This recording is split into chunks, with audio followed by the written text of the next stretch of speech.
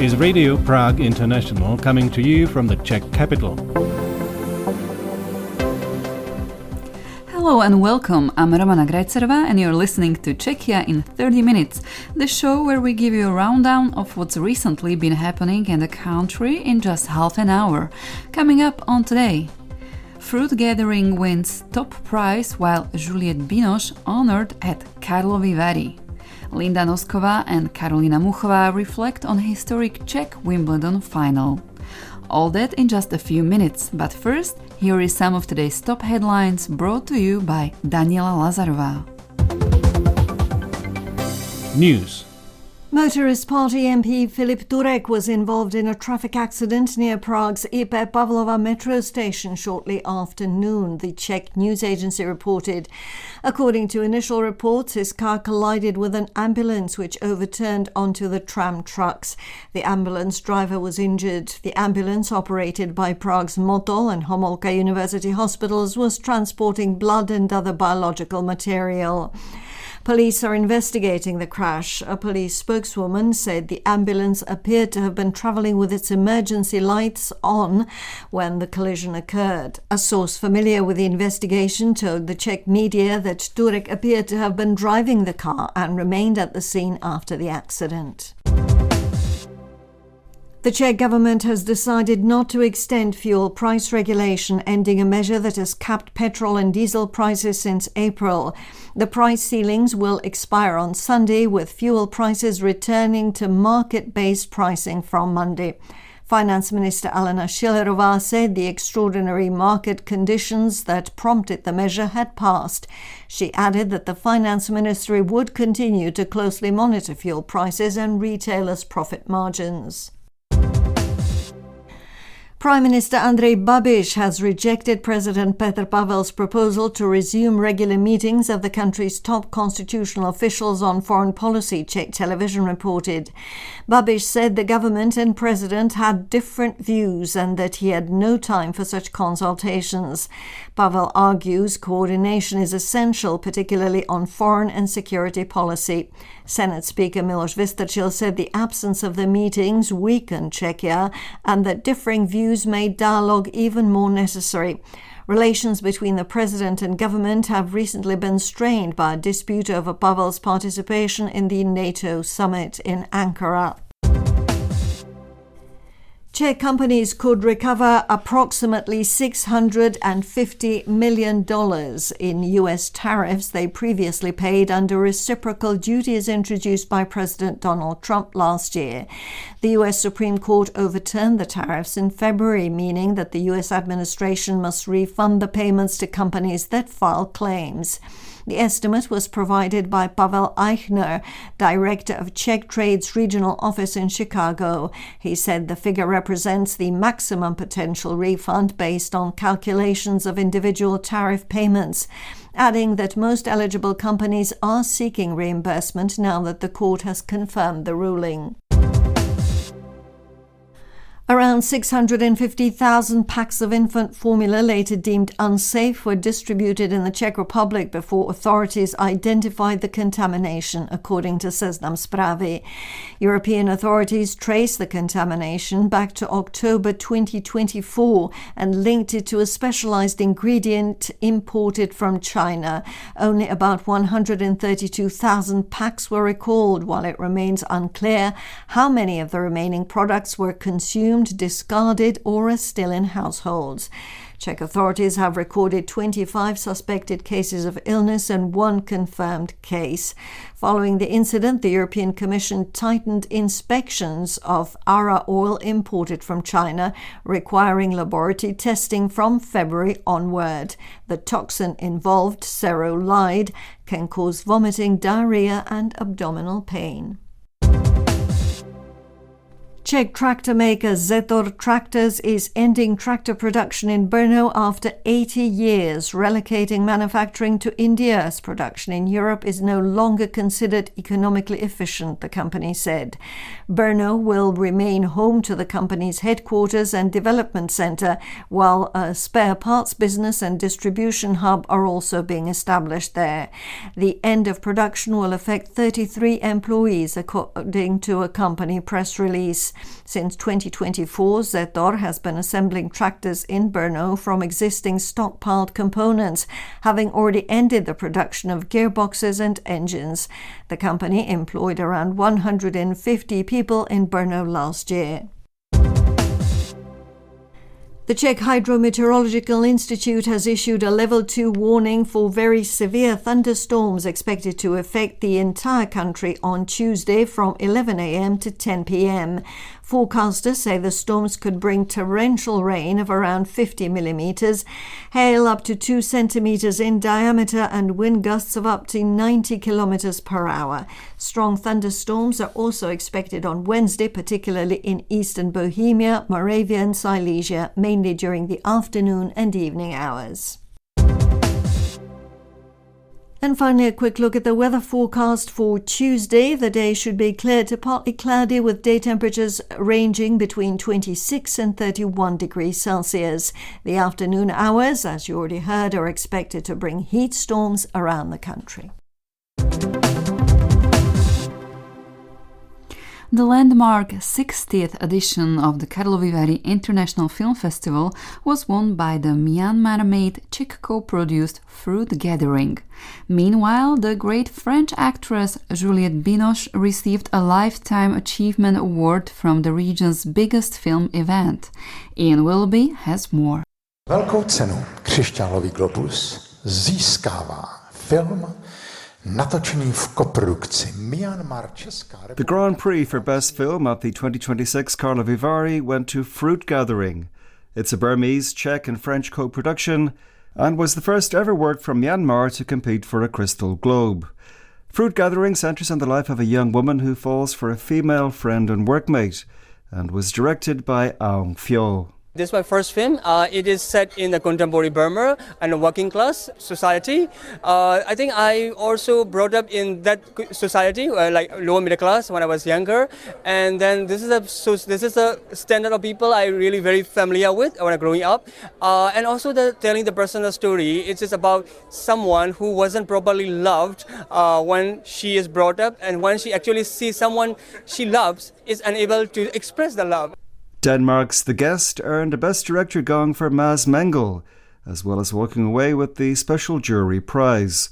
First-time director Mengel, who also wrote the screenplay, spoke to Festival TV shortly after the award ceremony. I think the subject is about forgiveness and complexity about family and mental illness, and it's been subjects that's always been close to my heart and I always found interesting. So when the idea came many years ago, I knew I wanted to make something about this. And then it slowly took shape until what it is today. The Best Actress prize went to Anna Schintz, who plays a frazzled single mother trying and sometimes failing to provide her children with a stable life in the Swiss picture A Happy Family. My character, I would say it's a very ambivalent character. She's full of hope and failure and every kind of character which a human being can be. I think it's like it was really a challenge for me to portray such a complex woman, and I think it's really important that this complexity, especially with women and mothers' characters, are seen in the cinema. Schintz also spoke a few words in Czech on stage after receiving her award. My mother and my grandmother are from Prague, and they migrated to Switzerland. So, yeah, I grew up with this mother tongue and also like vacations in Prague, and yeah. The Best Actor prize went to Ghassan Saad for his part in the Lebanese film Pipes. Karlovy Vary's second competition, Proxima, was won by Slovak director Martina Buchelová for A Lover Not a Fighter. And the audience award went to Bara, Diary of a Rock Star, by Czech documentarian Helena Třeštíková. The biggest star of the evening was undoubtedly French actress Juliette Binoche, who received CFIF's Crystal Globe for outstanding artistic contribution to world cinema. In her acceptance speech, the European cinema great teared up over being unable to visit this part of the world under communism. I was wishing to come here a long time ago when I was preparing the unbearable lightness of me, and I couldn't come here. It's very meaningful. that we're not divided anymore in Europe. It was wonderful. And the next edition of the Karlovy Vary International Film Festival will begin on July 2nd, 2027. Ian Willoughby with that report.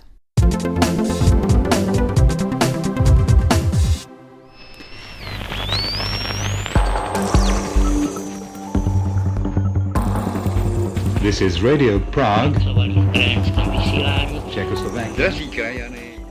On the occasion of our 90th anniversary, Radio Prague International has decided to celebrate this milestone with you.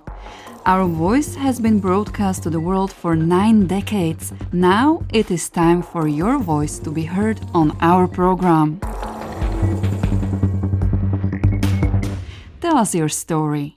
Why do you listen to Radio Prague International? Since when have you known Radio Prague International, and what does Radio Prague International mean to you today? And last but not least, choose one story from our archive and tell us why it resonated with you. And how to participate? You can either send us an email at english@radio.cz with a recording answering the questions above, send us your phone number so we can call you and record your answers, or send us your answers in written form and we will read them for you. Your responses can be anonymous, or they can include your name if you wish. In any case, they will become a central part of our special broadcast culminating in August, the month when Radio Prague International was established in 1936.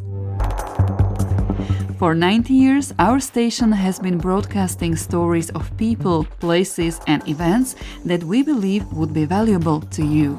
Now, in these uncertain times, more than ever, it is your story that would be of value to us.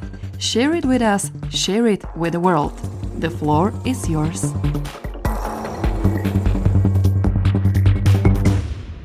The summer of 2026 will be remembered as a remarkable Czech summer on the grass courts of Wimbledon.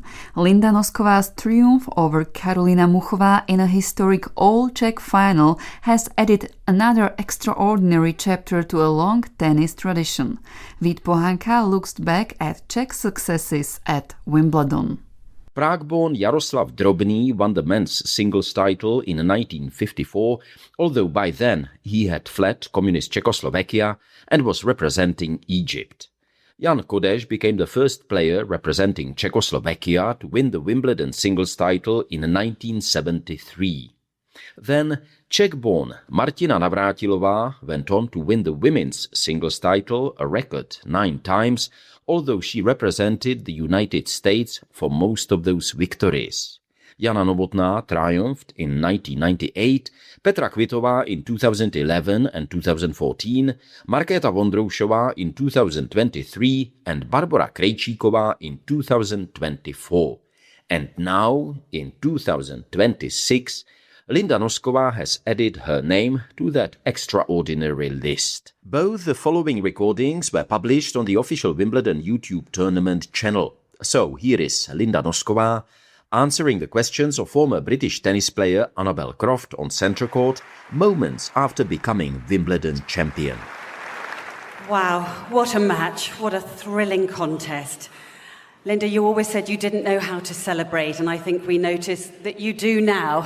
How does it feel holding this beautiful trophy right now? I don't know how to hold it, so that's the first thing.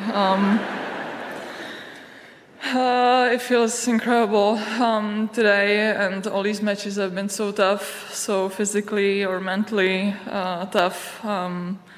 Today especially, you know, it's never easy to get the last point. Caro, you really made me work for it. I will not forget you this one, but yeah, like you said, we're friends.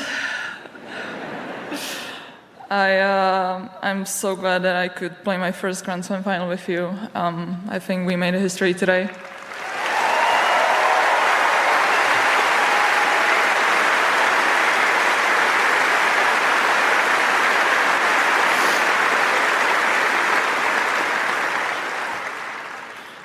I believe that all our Czech fans at home are proud of us, so no matter the result today, I think it was a good day for both of us.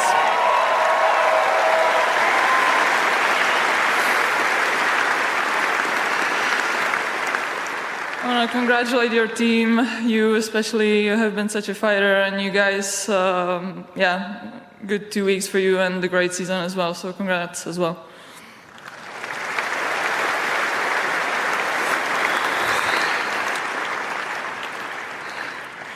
I want to thank my team. I want to thank my dad for coming here, for,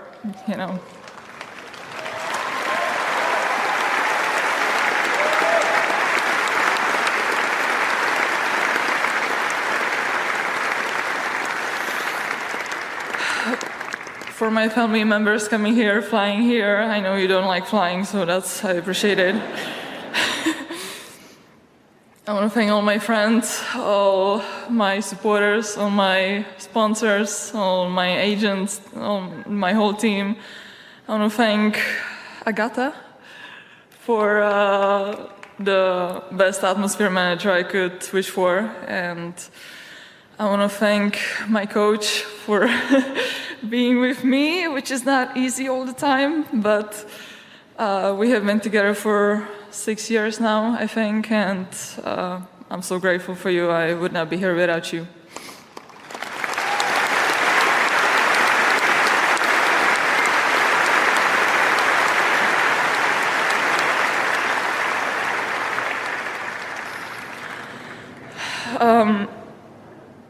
There's also one more person that I would like to thank, which is my mom. I definitely would not be standing here without her, so thank you.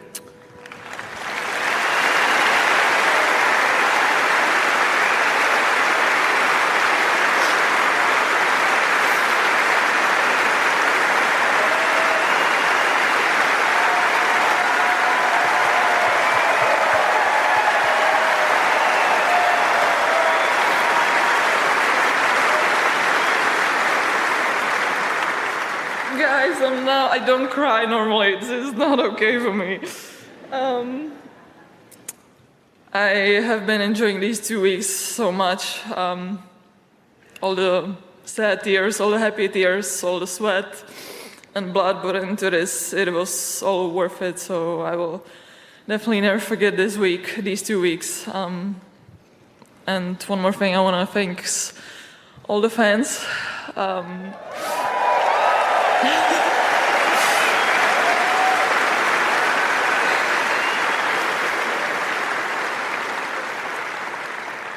You guys made this final like nothing I've ever experienced before, so I can't wait to come back next year. Your new Wimbledon champion 2026, Linda Nosková. For Karolína Muchová, of course, the emotions were very different. She had fought back from a set down, saved 5 match points and forced a deciding third set, only to fall just short of her first Grand Slam title. Good evening. Welcome to the press conference for Karolína Muchová. Please raise your hand if you would like to ask a question. Karolína, I know it's obviously a very tough defeat for you to take today, but can you take some positives from the tournament as a whole? Yeah, as you said, tough defeat. I'm very disappointed, but getting to the final, I'll definitely take that before the tournament started. I had a great couple of weeks, so I think with the time I'll be happy with the results I've made past weeks. Questions? Neil? Yeah, hi, Karolína. Can you just take us back to the second set when you saved all those match points? The crowd were going crazy, cheering you on. What was going through your mind, all those big points? What was going through my mind? I just wanted to, fight for every point. This tournament matters to me, and I'm like, okay, I don't want to lose 2-6, 2-6. I was like, I'm gonna do everything to try to break her serve and keep my serve, and I was still believing that I can turn it around. So that was in my head. Somebody? Hi, Karolína. Congratulations for the entire tournament. I'm just curious about one thing. It was kind of windy. It affected a little bit your game or not? I mean, yeah, the wind affects it definitely for the serve and as well if you play some slow shot, it does affect the game. Simon? Karolína, hi. She was obviously on top for the first set and a half, but you must be proud of how you were able to turn it around and fight back and take it to a third. Yeah, I think I started really slow today, and on the other hand, Linda started really strong, really good serving games, and she played really fast. I was kind of looking for myself. It took a lot of power and strength out of me, I'd say, to get back in that second set. I gave it my all to get back. It happened, which I was, as you mentioned before, the people were cheering on me. I felt it. I felt the support.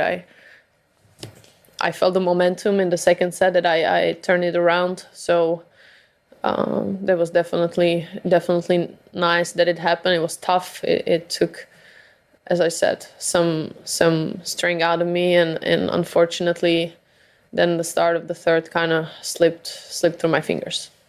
Carol? Hi, Karolína. Tough one today. Talking about the start of the third set, do you feel that maybe the biggest regret you can have in this match, because you fought like crazy, but maybe the start of the third, you could really turn this around? Yeah, definitely. I didn't really. Everything is happening so fast now. I didn't really look back too much. But if I had one regret, I would say in the first game of the second set, when I had advantage, I had the forehand when I wanted to go down the line, and I hit it back cross, and then she smashed it, and then I think if I get that lead 1-0, it would definitely feel different for me to start it set that way, but didn't happen. Charlie? Karolína, tough one today. You mentioned there about starting slowly and then coming back in that second set. I just wondered how overall you thought of your performance today compared to how well you can play. I think today was one of my worst matches, I would say, from this tournament. I think I played better the other matches, definitely. Starting slow. On the other hand, again, credit to Linda. She played really well and made it tough for me.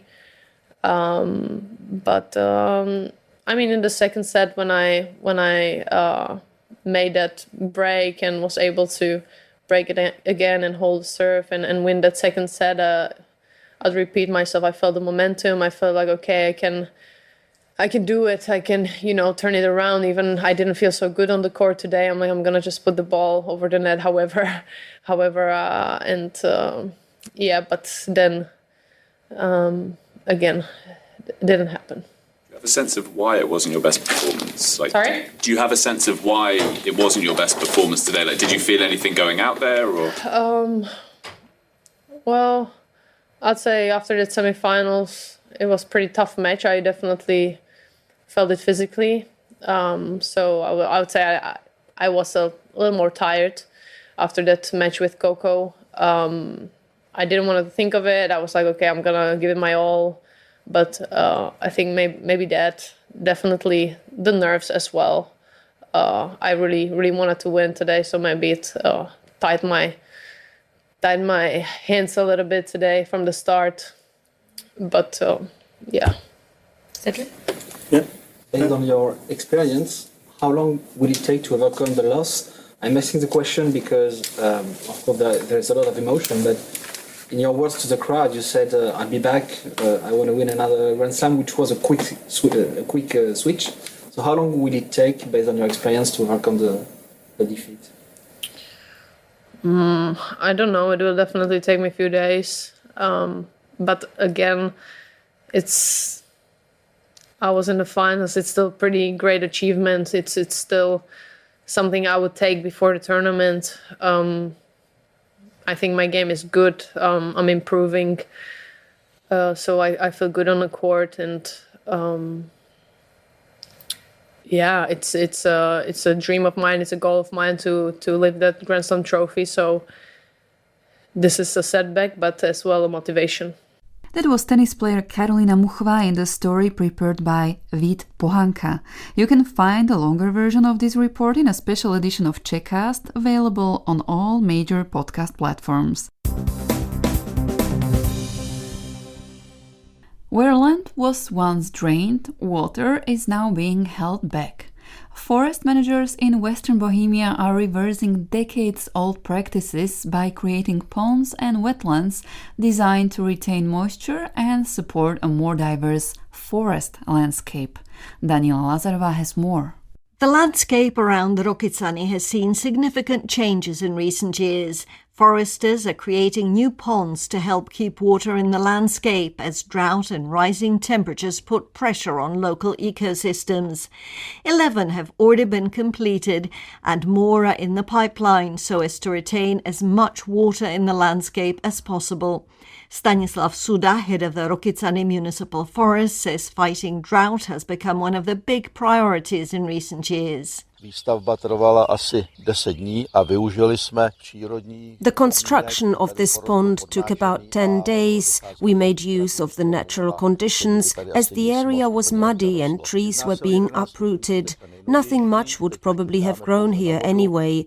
This is our 11th pond, the newest one, and we are just waiting to fill it up. Forest management as a whole is changing in the region. In the past, it was completely normal for forests and agricultural land to be drained within land improvement projects. Given the weather conditions of recent years, the goal is now the exact opposite, to keep water in nature wherever possible. According to foresters, there is no fixed rule for how deep a man-made pond must be to prevent it from drying out. The ones around Rokycany are about 20 meters long, 12 meters wide and roughly 2 meters deep.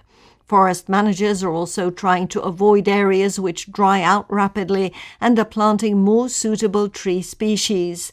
Suda says the landscape changes need to be complex and carefully considered. The changing climatic conditions also affect the rest of our management practices. We plant oaks, beeches, firs and larches to maximize diversity and improve the chances that the trees will grow and stay healthy. In the future, the area will be able to rely on a network of these man-made water reservoirs. Suda points out other locations being considered for future ponds. We have already identified 2 more sites. We would like to create 1 or 2 new ponds every year, but it depends on funding because both the ponds and local roads need to be maintained. Gradually, the scenery is changing. Alders have been planted around some of the ponds with several wooden benches put in place, making it an inviting stop for the locals and people hiking in the region.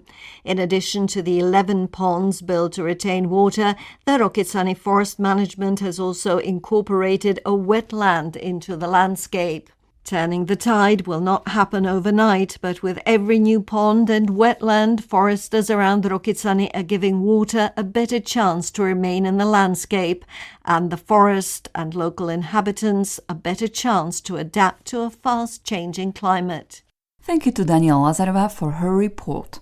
And with that, we have reached the end of today's program. Thank you for joining us. You can find all our reports and stories on our website at radio.cz. And this Saturday, we will bring you the second episode of our new series exploring the history of Radio Prague International. So stay tuned. My name is Romana Grajcerová, and until next time, goodbye or naslyšenou.